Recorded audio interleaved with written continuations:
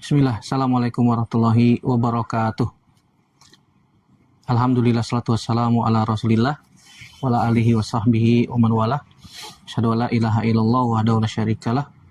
Asyhadu anna Muhammadan abduhu wa rasuluhu la nabiyya ba'dah. Ya ayyuhallazina amanu taqullaha haqqa tuqatih wa la tamutunna illa wa antum muslimun. Amma ba'du, fa inna asdaqal hadits kitabullah wa khairal hadi hadi Muhammadin sallallahu alaihi wasallam. Syarrul umuri muhdatsatuha wa kullu muhdatsatin bid'ah wa kullu bid'atin dhalalah wa kullu dhalalatin finnar. Ail ikhwazanallahu wa iyyakum ajmain. Alhamdulillah, segala puji hanya milik Allah Subhanahu wa taala yang kembali mempertemukan kita dalam media ini untuk melanjutkan pelajaran kita dari Ad-Durus Al-Yaumiyah. Salat dan salam senantiasa teriringkan kepada Nabi kita Muhammad sallallahu alaihi wasallam, kepada keluarga, sahabat, dan tidak lupa kita sebagai umatnya sampai kiamat kelak. Baik, sekarang kita masuk pelajaran ke 377, yaitu larangan menyerupai syaitan dan orang kafir.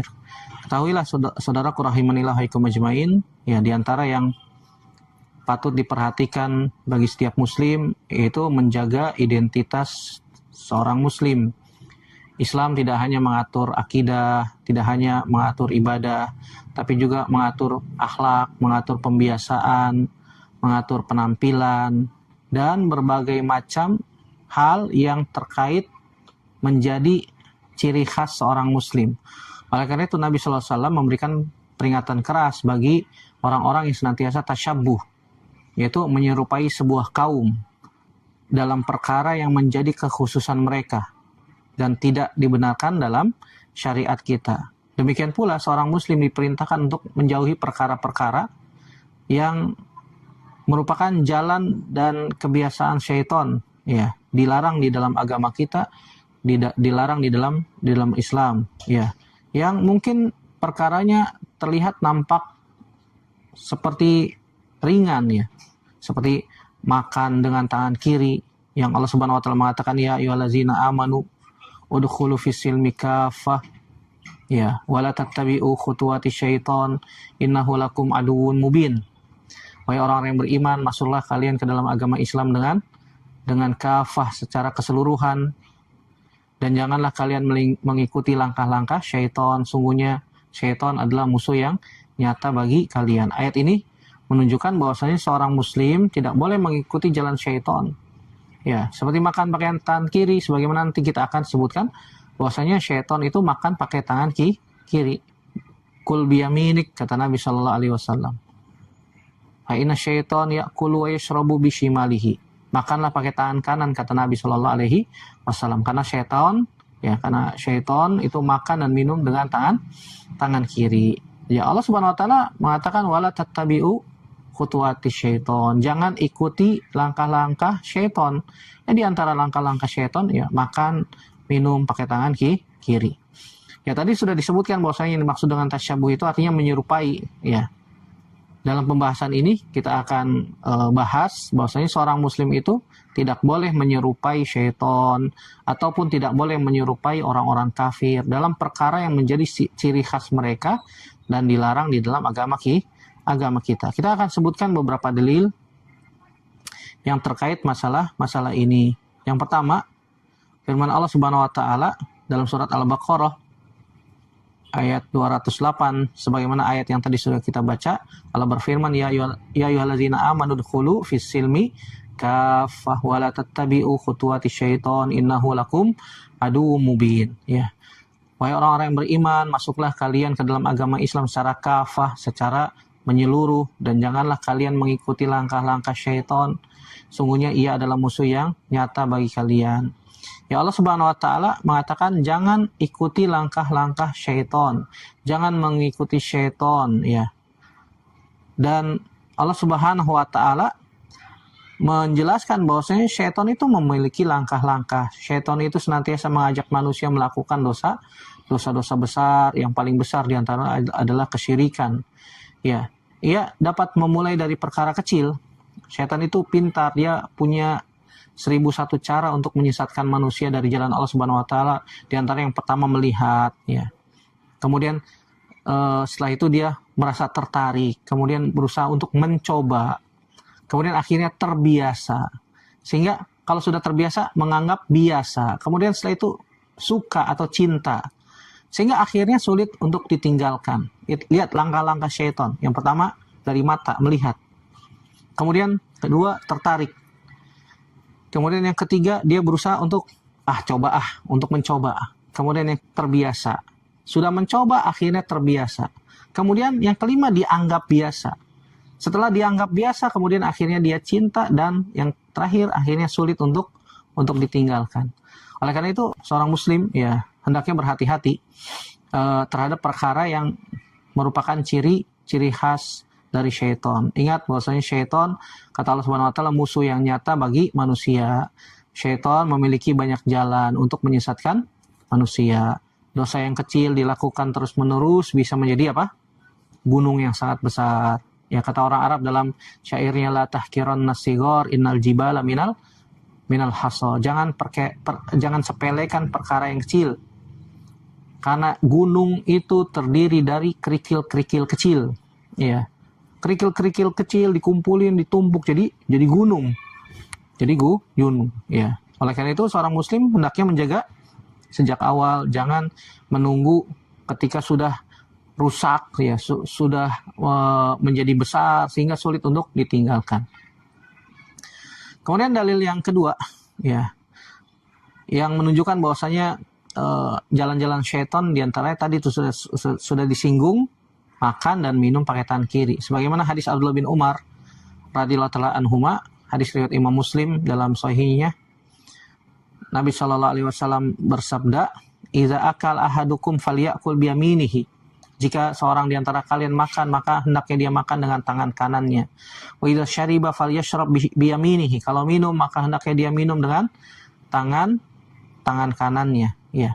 Jika dia makan, hendaknya dia makan dengan tangan kanannya, dan jika dia minum, hendaknya dia minum dengan tangan kanannya. Fa inna syaitan ya'kulu bishimalihi wa yashrabu bishimalihi. Karena setan itu makan dengan tangan kiri dan minum dengan tangan kiri. Hadis ini sahih riwayat Imam Muslim. Dalam riwayat yang lain disebutkan, la ya'kulanna ahadun minkum bishimalihi wa la yashrabanna biha fa inna syaitana ya'kulu bishimalihi wa yashrabu biha. Janganlah salah seorang di antara kalian makan dengan tangan kiri, dan jangan pula minum dengan tangan kiri, karena setan makan dan minum dengan tangan kiri. Hadis riwayat Imam Muslim. Perhatikan Nabi Shallallahu alaihi wasallam mengkaitkan makan dengan tangan kiri dengan perbuatan syaitan. Ya. Sehingga seorang muslim diperintahkan untuk berbeda dengan syaitan. Seorang muslim itu makan dengan tangan kanan, minum dengan tangan kanan. Sedangkan setan makan dan minum pakai tangan kiri. Ya, ini menunjukkan Islam itu mengajarkan adab dalam perkara yang mungkin dianggap sepele, mungkin dianggap kecil. Sampai Imam Nawawi mengatakan fihi istihbabul akli wasyurbi bil yamin wa karahatuhuma bishimal. Dalam hadis ini menunjukkan, kata Imam Yahya bin Syaraf An-Nawawi rahimahullah taala, anjuran makan dan minum dengan tangan kanan, ya, dan hukumnya makruh makan dan minum dengan tangan kiri. Kemudian beliau juga menyebutkan bahwasanya hukum tersebut berlaku kalau tidak ada uzur. Artinya kalau ada uzur, tangan kanannya lagi sakit, lagi luka, ini ada uzur tuh.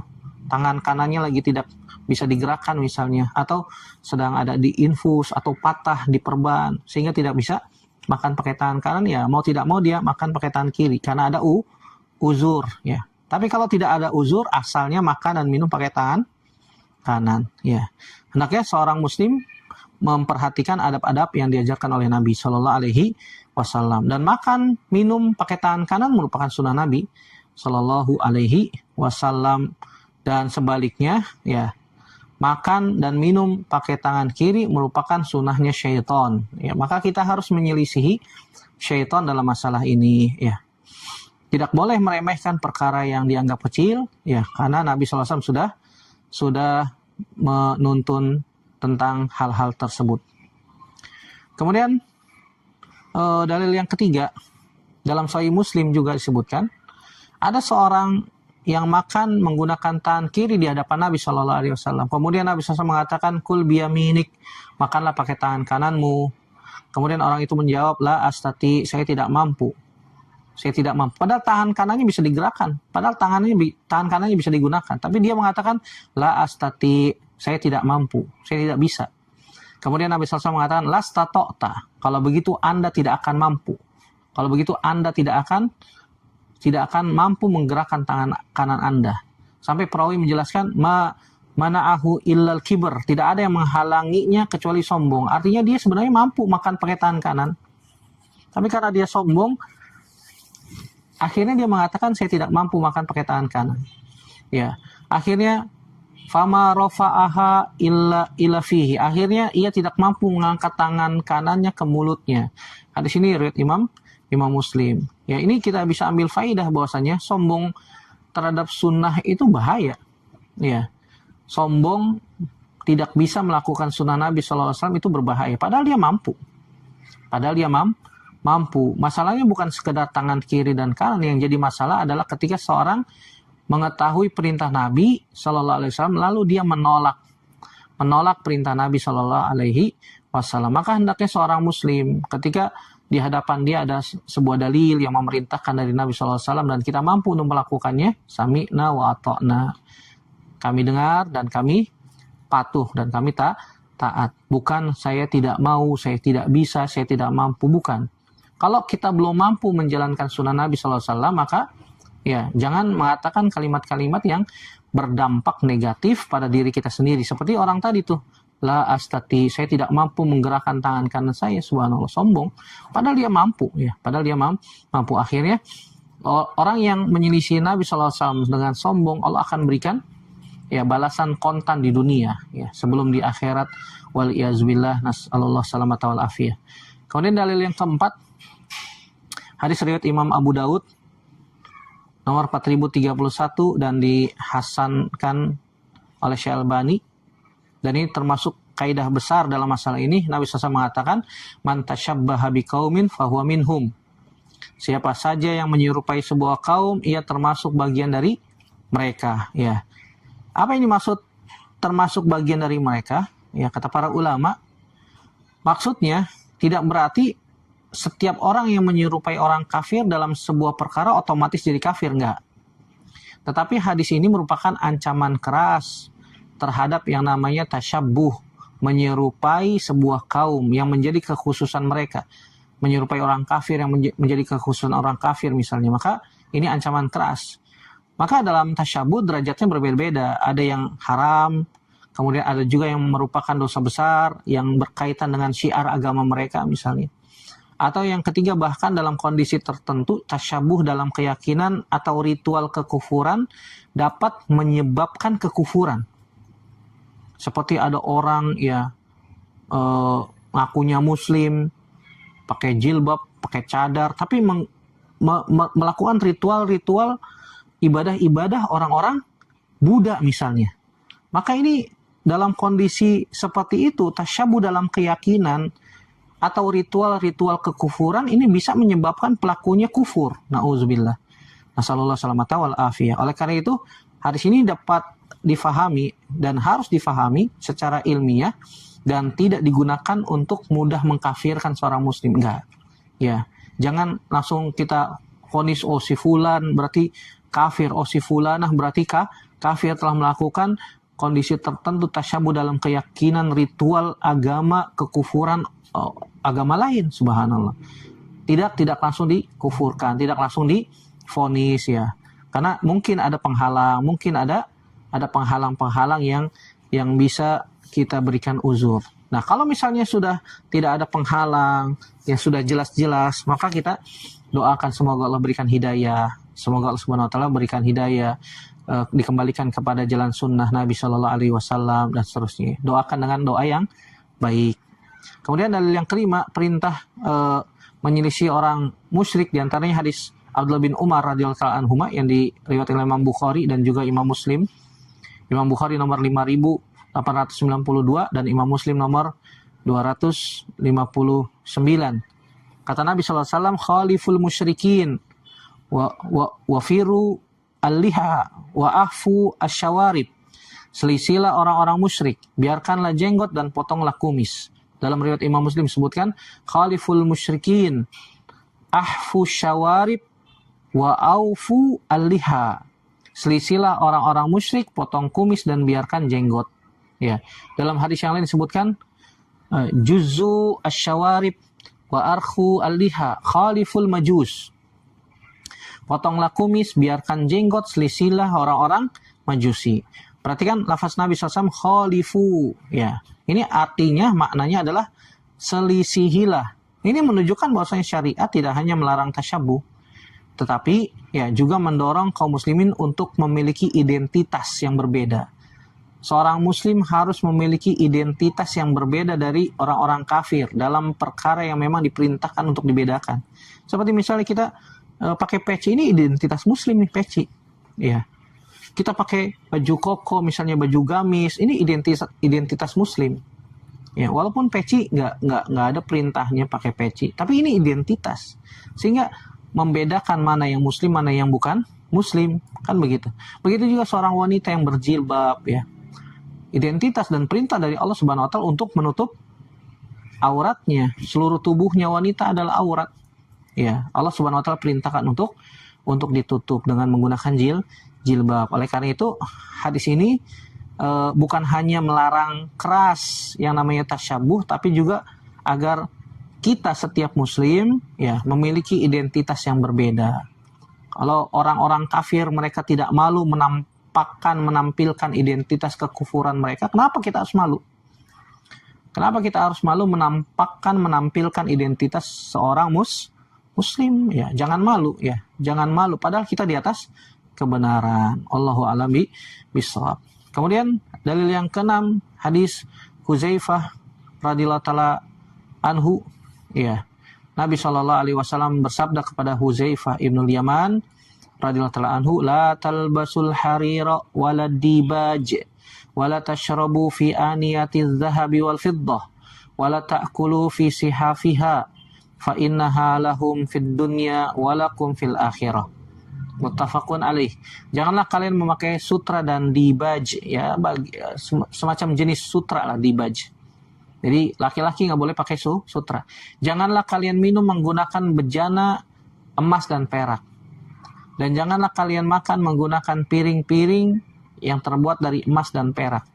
Sesungguhnya semua itu untuk mereka orang kafir di dunia dan untuk kita orang yang beriman nanti di akhirat. Ya, muttafaqun alaih. Hadis ini tidak berarti seluruh kenikmatan dunia diharamkan bagi kaum muslimin, enggak.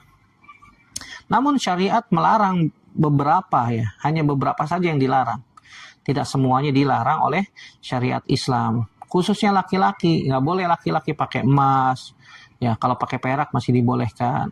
Nggak boleh laki-laki pakai pakaian terbuat dari sutra, nggak boleh. Ya, pakaian ini kan banyak, bukan hanya dari sutra. Terkadang Masya Allah, ini orang penasaran, dilarang pakai sutra malah pakai sutra. Ya, dilarang malah penasaran, kan begitu. Padahal Nabi SAW melarang la talbasul harir walad dibaj. Nggak boleh laki-laki pakai pakaian terbuat dari sutra, nggak boleh. Ya, karena itu dihalalkan untuk kaum wanitanya. Adapun laki-laki nggak boleh. Ya, Nabi SAW larang kaum laki-laki pakai sutra. Kalau Nabi SAW larang, maka jangan coba-coba kita langgar, ya. Karena pasti di dalam perintah itu ada maslahat dan pada larangan itu pasti ada mudorot, ya. Ada yang sudah kita ketahui dan ada yang belum kita ketahui. Allahu a'lam bishawab. Dalil yang ketujuh diantaranya Allah Subhanahu wa taala berfirman dalam surat Ali Imran ayat 105. Allah berfirman, wala takunu kallazina tafarraqu wakhtalafu min ba'di ma ja'ahumul bayyinat. Janganlah kalian menjadi orang-orang yang bercerai-berai dan berselisih setelah sampai kepada mereka keterangan yang jelas. Ayat ini menunjukkan larangan menyerupai perilaku buruk umat terdahulu. Begitu juga dalam surat Al-Jathiyah ayat 18. Allah berfirman, Samma ja'alnaka ala syari'atin minal amri fattabi'ha wa la tattabi' ahwa alladzina la ya'lamun. Kemudian kami jadikan engkau berada di atas suatu syariat dari urusan agama. Maka ikutilah syariat itu dan janganlah kalian ikuti hawa nafsu orang-orang yang tidak mengetahui. Hendaknya seorang muslim menjadikan Al-Quran, Sunnah, dan pemahaman salaf ini sebagai standar seorang muslim yang baik mengikuti Al-Quran, sunnah Nabi SAW berdasarkan pemahaman salaful ummah, berdasarkan pemahaman para sahabat radhiyallahu anhum ajmain. Ya, bukan menjadikan budaya, tren, popularitas, gaya hidup manusia sebagai standar kebenaran, enggak. Bisa jadi yang sedikit itu malah benar, yang banyak itu belum tentu benar. Ya, jangan mengikuti yang banyak itu belum tentu benar. Ya, kebenaran itu standarnya, barometernya adalah Al-Quran, hadis Nabi SAW berdasarkan pemahaman para ulama di antara para sahabat radhiyallahu anhum ajmain. Syekhul Islam Taimiyah mengatakan dalam pembahasan tasyabbuh ini, ada dalam kitab Iqtida Shiratal Mustaqim. Dalam masalah ini ya ada kitab khusus yang dibahas, yang ditulis oleh Al-Imam Ahmad bin Abdul Halim bin Abdul Salam Ibn Taimiyah yang berjudul Iqtida Shiratal Mustaqim fi Mukhalafati Ashabil Jahim. Ya, kitab tersebut membahas tentang larangan tasyabbuh dari berbagai macam segi, dari berbagai macam sisi. Syekhul Islam Taimiyah mengatakan wa aslu hadza annal musyabahata fil umuri zahirah turisul musyabahata fil umuril batinah. Pokok persoalan ini adalah penyerupaan dalam perkara-perkara yang zahir, yang nampak, yang lahiriah itu dapat melahirkan penyerupaan dalam perkara-perkara batin. Ya. Beliau juga menjelaskan bahwasanya penyerupaan lahiriah yang sifatnya zahir dapat menumbuhkan kecintaan dan loyalitas batiniah. Dan ini merupakan perkara yang sangat penting karena penampilan itu bisa mempengaruhi hati. Seorang muslim harus hati-hati siapa yang dia kagumi, siapa yang dia idolakan, dan gaya hidup siapa yang dia ikuti. Kalau seorang muslim ya mengagumi Nabi Shallallahu Alaihi Wasallam, maka hendaknya dia menjadikan Nabi sebagai idolanya, sehingga menjadi gaya hidupnya seperti Nabi Shallallahu Alaihi Wasallam, mengikuti para sahabat radhiyallahu anhum ajmain. Ya, contoh-contohnya sangat banyak. Kalau ada orang yang tasyabuh pada syaitan misalnya, makan pakai tangan kiri, ya jangan jadi alasan saya kidal Ustaz, jangan. Ya, karena syaitan ya'kulu bishimalihi wa yashrabu bishimalihi. Begitu juga jangan mengikuti langkah-langkah syaitan yang Allah katakan wala tattabi'u khutuwati syaitan. Ya. Contoh tasyabuh pada orang kafir, contohnya apa? Mencukur jenggot, membiarkan kumis sebagai bentuk menyerupai orang musyrik. Padahal Nabi SAW mengatakan khaliful musyrikin wafiru al-liha wa ahfu asyawarib, selisilah orang-orang musyrik, biarkan jenggot, potong kumis, kan begitu. Di antara contohnya lagi mengikuti atau tasyabuh dengan orang kafir, meniru ritual syiar agama mereka, nggak boleh. Ini hendaknya dijauhi. Bukan hanya sekedar ikut-ikut, tapi kadang-kadang meniru model pakaian, meniru kebiasaan duniawi. Ya, maka seorang muslim tidak boleh mengikuti ritual agama selain Islam, nggak boleh. Ya, maka kita sebagai seorang muslim mengikuti agama Islam sesuai dengan apa yang dibawa oleh Nabi SAW dan diamalkan oleh para sahabat radhiyallahu anhum ajmain. Begitu juga mengikuti hari raya agama mereka, nggak boleh diikuti. Hari raya merupakan bagian dari syiar agama. Tidak boleh seorang muslim mengikuti dan merayakan hari raya agama lain. Wallahu a'lam bishawab. Apakah semua kesamaan dengan orang kafir haram? Jawabannya tidak. Ya, ini harus dijelaskan agar kita tidak berlebihan. Contoh, menggunakan kendaraan yang mereka buat, boleh. Menggunakan komputer, boleh.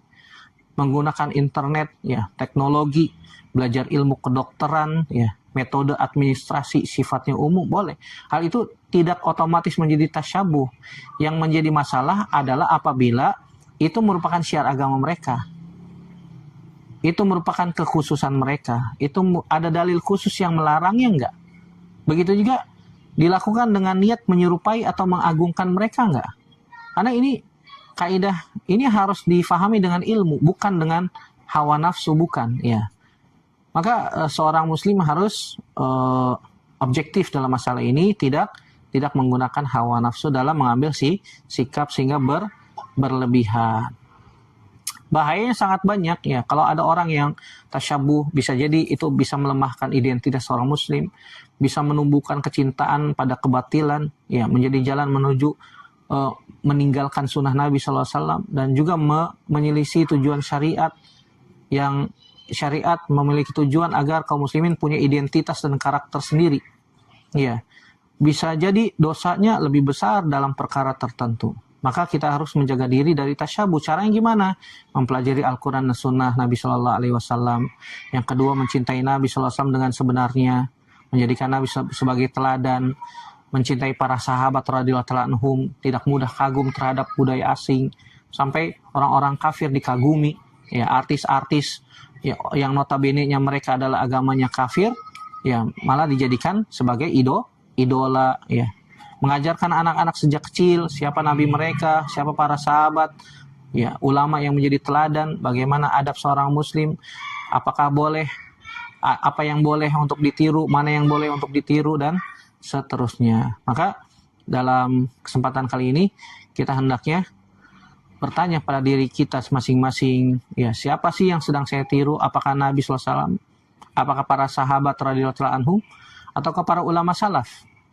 Ya, atau malah ngikutin artis, influencer, tokoh yang jauh dari Islam, atau budaya yang bertentangan dengan syariat. Maka ini harus diperhatikan, ya. Maka harus diperhatikan. Kita sebagai seorang muslim berusaha untuk yang namanya menghindari, menjauhi yang namanya tasyabuh dengan orang-orang kafir dan juga syaitan. Semoga Allah Subhanahu wa taala memberikan pada kita petunjuknya, diberikan as-sabat dalam menjalankan sunnah Nabi SAW, diperlihatkan oleh Allah Subhanahu wa taala yang benar itu adalah benar, yang batil adalah batil. Allahumma arinal haqqa haqqan warzuqna ittiba'ah wa arinal batila batilan warzuqna ijtinabah. Ya Allah, tunjukkanlah kepada kami kebenaran itu adalah benar, dan berikan kami petunjuk untuk mengikuti kebenaran tersebut, dan tunjukkan kepada kami, perlihatkan kepada kami kebatilan itu adalah batil, dan berikan kepada kami petunjuk agar kami bisa meninggalkan kebatilan tersebut. Demikian, semoga bermanfaat. Yang sedikit ini, yang benar datangnya dari Allah saja, yang salah dari saya pribadi. Kita bertaubat kepada Allah Subhanahu wa taala. Ya, semoga bermanfaat. Aku qouli hadza astaghfirullah li wa lakum, subhanaka allahumma bihamdik, asyhadu an la ilaha illa anta astaghfiruka wa atubu ilaik. Wassalamualaikum warahmatullahi wabarakatuh.